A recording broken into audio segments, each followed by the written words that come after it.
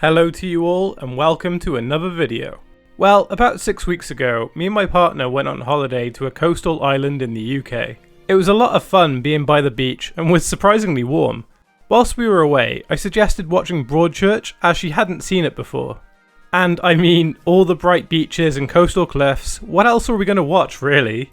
She enjoyed it and we ended up binging all 3 series over that week. It got me thinking about the first season in particular, which is clearly the strongest.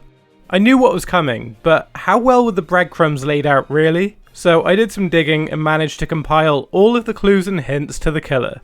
If you're watching this video, then I assume you have seen the series. If not, I would suggest turning away to avoid any spoilers. Without further ado, let's look at them all. We will catch whoever did this.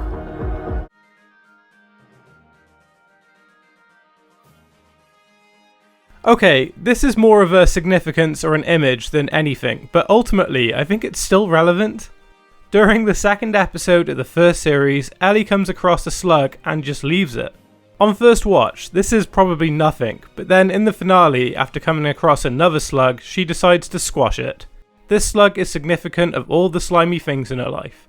She wanted to squish Joe, and I mean, she got a few hits in, but above anything else, this was supposed to signify the change to her world. It's very subtle, but quite powerful nonetheless. I mean, nobody wants a gross, slimy thing in their life.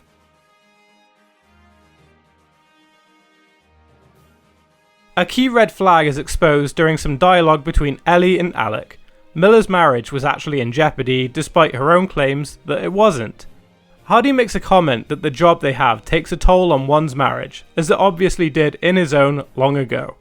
Miller looked confident when she replies that this isn't true for her own marriage to Joe, and many viewers agreed with her, since her stay-at-home husband took care of the home and kids while she worked and appeared to be content. Her remark was the red flag, however indicating that the opposite was true, which is really quite sad. I think having clues interwoven into dialogue is great though.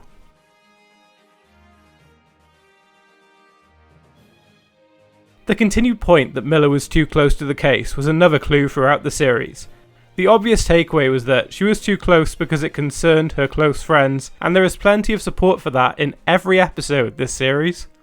In a small community, something like that is bound to happen. We discover of course that she was too close in a much darker and obvious fashion, sleeping in the same bed with the enemy without ever suspecting it. Even though Miller scrutinised everyone in town to the point of severing bonds and burning bridges, she tragically failed to apply that same lens to her own husband.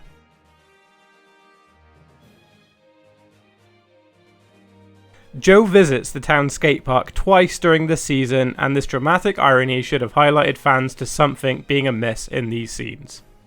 Danny's skateboarding was a prominent focus in the series, and Joe's fixation with the park was another of his many red flags. Looking back at the end of the series, we can easily recognise these moments not only as times when Joe obviously wanted to be around other teenage boys similar to Danny, but times when he might have even been considering grooming another victim.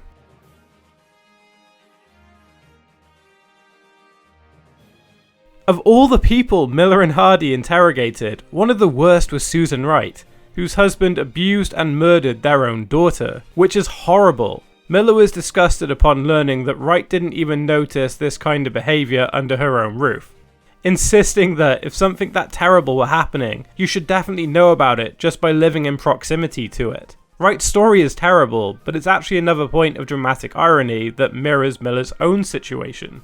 Miller has no idea that something quite similar is going on in her own life with her own husband, and is quick to judge others in the same boat as a result.